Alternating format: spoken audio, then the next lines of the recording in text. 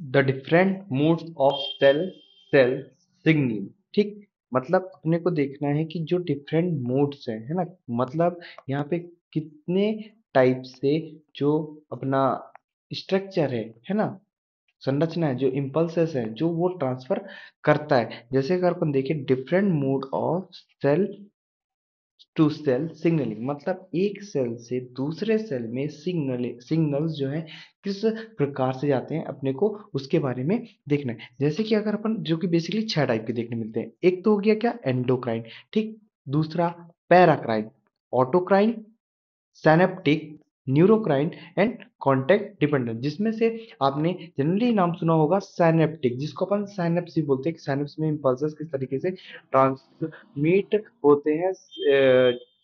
जिसका जैसे कि साइनेप्स के अपन डेफिनेशन की बात करें तो जंक्शन बिटवीन टू न्यूरॉन, दो न्यूरॉन का आपस में मिलना, एक्सॉन टर्मिनल, देन डेंड्राइट्स जो आपस में मिलते हैं उसको अपन साइनेप्स बोलते हैं। जिसके अलग अलग भी प्रकार से जगह मिल रहा हो तो, पर बेसिकली अभी जो अपन बात कर रहे हैं, ये अपन बात कर रहे हैं किसकी, जो सेल टू सेल इम्पल्सेस किस तरीके से ट्रांसफर होते हैं। तो सबसे पहले अगर अपन बात करें, जैसे स्क्रीन पे देखें तो एंडोक्राइन।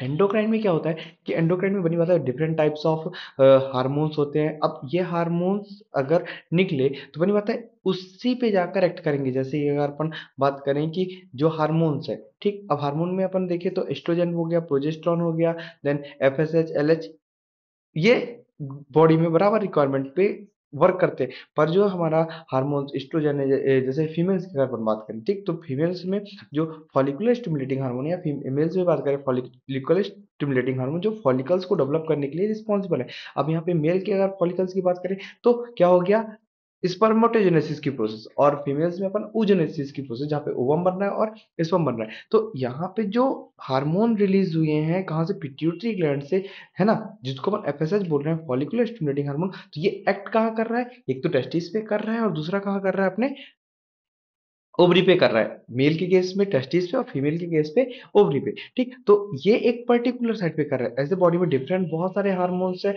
जो ब्लड स्ट्रीम में तो है, पर वो सिर्फ और सिर्फ कहाँ एक्ट कर रहे हैं, जहां पे उनके रिसेप्टर प्रेजेंट है। तो एंडोक्राइन में जैसे अपन देखें, एंडोक्राइन ए सपोज और एंडोक्राइन बी, बनी बात है यहाँ पे दो अपने को डिफरेंट हार्मोन्स मिले हैं। जैसा कि अपन स्क्रीन में देख सकते हैं, यहाँ पे अपने को दो कलर देखने मिल रहा है। एक तो एक कलर अपने को ग्रीन कलर मिल रहा है, हाँ, और दूसरा कलर अपने को ब्लू मिल रहा है।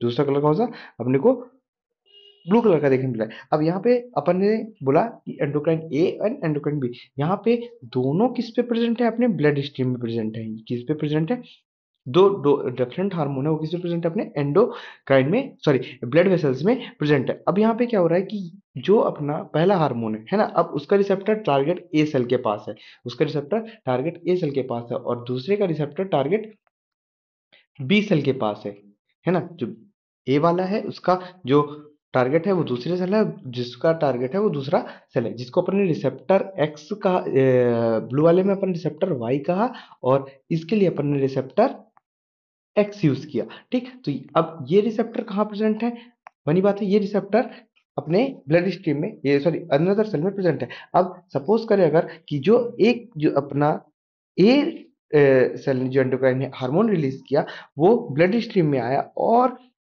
जिसके पास उसका रिसेप्टर प्रेजेंट है ना, जिस सेल के पास, वो उसी पे जाके एक्ट करेगा, ना कि ए वाला वाई वाले पे जाकर एक्ट करेगा। सेम वैसे ही जो ब्लू वाला है, ब्लू रिसेप्टर है, वो बनी बात है इसका रिसेप्टर किसके पास प्रेजेंट है, अपने दूसरी टारगेट बी सेल के पास प्रेजेंट है। तो ये किस पे एक्ट कर रहा है, अपने रिसेप्टर वाई पे एक्ट कर रहा है। तो यहाँ पे target A and target B, endocrine cell A endocrine cell B, मतलब जो हार्मोन रिलीज हुए हैं वो उसके बेस पे इसने किया, इसको अपन ने बोला एंडोक्राइन। ठीक, देन दूसरा है पैराक्राइन। अब पैराक्राइन जो है ये क्या कर रहा है, short range signalling molecule. Short range signalling molecule क्या है, मतलब ये सिर्फ एक ही पैमाने पे चीज को भेज रहा है। अगर एक सेल ने सिग्नल भेजा तो उसकी सराउंडिंग सेल्स है, जितनी भी उसकी सराउंडिंग सेल्स है, वो उनको क्या कर रहा है, इंपल्सेस भेजने का काम कर रहा है। यहाँ पे डिफरेंट डिफरेंट ऑफ टाइप्स की टारगेट सेल्स है, पर एक सेल है जो पर्टिकुलर क्या करे सिग्नल भेज रही है और ये अपने सराउंडिंग के स्ट्रक्चर पे बराबर इंपल्सेस को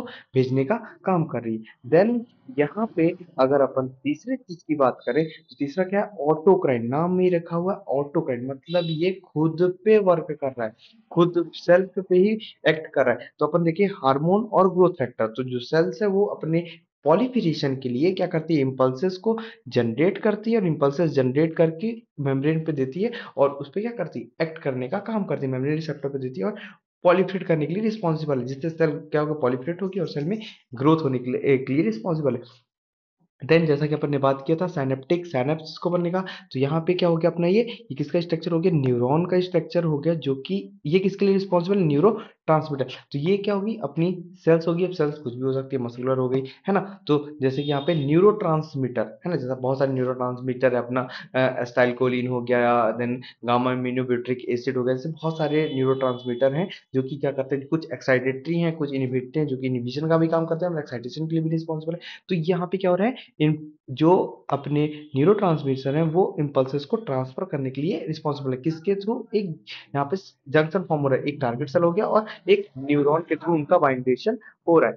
देन की न्यूरोक्राइन की, तो न्यूरोक्राइन में क्या हो रहा है, यहाँ पे भी जो इंपल्स अब डेवलप कहाँ से हुई है, अपने न्यूरॉन्स में हुई है ना। न्यूरो जैसे कि अपन बात करें पिट्यूटरी ग्लैंड, जो अपनी पोस्टीरियर पिट्यूटरी में यहाँ पे हार्मोन का सिंथेसिस, और न्यूरोक्राइन क्यों, क्योंकि यहाँ से जब अपने जो अपना पोस्टीरियर पिट्यूटरी है वहां से वो इम्पल्स वो जो हार्मोन्स है डेवलप होकर कहाँ आते हैं, अपने टारगेट सेल तक आते हैं। तो यहाँ पे क्या हुआ, जैसे अपने पोस्टीरियर पिट्यूटरी पे है ना, तो यहाँ पे क्या हुआ, अब यहाँ पे स्टिमुलस मिला किसको, अपने डेंड्राइट सोमा को, ठीक। इसने यहाँ पे न्यूरोट्रांसमीटर न्यूरो एंडोक्राइन सेल ने क्या किया, डेवलप किया, अपने एंजाइम्स रिलीज किए, हार्मोन्स एंजाइम डेवलप किए और ब्लड स्ट्रीम के थ्रू इसने, जैसा अपन देख सकते हैं वो एंजाइम का नाम क्या है, न्यूरोपेप्टाइड और अमीन, ठीक। तो ये ब्लड स्ट्रीम के थ्रू कहाँ तक आ रहे हैं, अपने टारगेट सेल तक आ रहे हैं, ठीक। तो यहाँ पे जो ट्रांसमिशन हो रहा है किसके थ्रू हो रहा है, यहाँ का जो ट्रांसमिशन हो रहा है वो ब्लड वेसल्स के थ्रू अपने को देखने